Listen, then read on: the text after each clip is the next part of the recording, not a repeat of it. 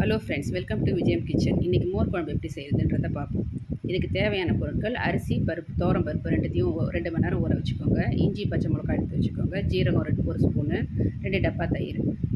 இஞ்சி, பச்சை மிளகா, அரிசி, பருப்பு, ஜீரகம் இது எல்லாத்தையும் மிக்சியில் போட்டு நல்லா சாந்தா அரைச்சி வச்சுக்கோங்க. 2 டப்பா தயிரை நல்லா போட்டு நல்லா அடித்து, நல்லா கட்டி முட்டி இல்லாமல் அடித்து, தண்ணி ஊற்றி நல்லா கலந்து வச்சுக்கோங்க. 2 டம்ளர் தண்ணி ஊற்றி கலந்து வச்சுக்கோங்க. அதுக்கப்புறம் இந்த சாந்தை அதில் ஊற்றிடுங்க.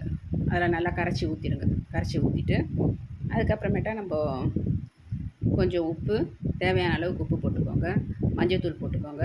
ஒரு 2 துண்டு பெருங்காயம் போட்டுக்கோங்க. பெருங்காயம் போட்டு நல்லா கலக்கி விட்டுக்கோங்க. அப்புறம் பாத்திரத்தை அடுப்பில் வச்சு கொஞ்சம் எண்ணெய் ஊற்றுங்க. எண்ணெய் ஊற்றிட்டு அதில் கடுகு, உளுத்தம்பருப்பு, காஞ்ச மிளகா, கறிவேப்பிலை, கொஞ்சம் பெருங்காயம் போட்டு தாளிச்சிட்டு நம்ம வெண்டைக்காய் போட்டு வைக்கிறோம் மோர் குழம்பு இன்றைக்கி. அதனால் வெண்டைக்காயை போட்டு அந்த வெண்டைக்காயோட கொழப்பு போகிற வரைக்கும் நல்லா வதக்கிக்கோங்க. நல்லா வதக்கிட்டு அதுக்கப்புறம் நம்ம கரைச்சி வச்சுக்கிற மோர் குழம்பையும் அதில் ஊற்றிடுங்க. அதில் ஊற்றிட்டு அது நல்லா முட்டை கொதி வர வரைக்கும் நம்ம அப்படியே விட்டுட்டு நல்லா முட்டை கொதி வருது பாருங்கள். இது வரைக்கும் நீங்கள் விட்டுட்டு அதுக்கப்புறமேட்டா கொத்தமல்லி கிள்ளி போட்டு இறக்கிட வேண்டியது தான். இவ்வளோ தான் மோர் குழம்பு.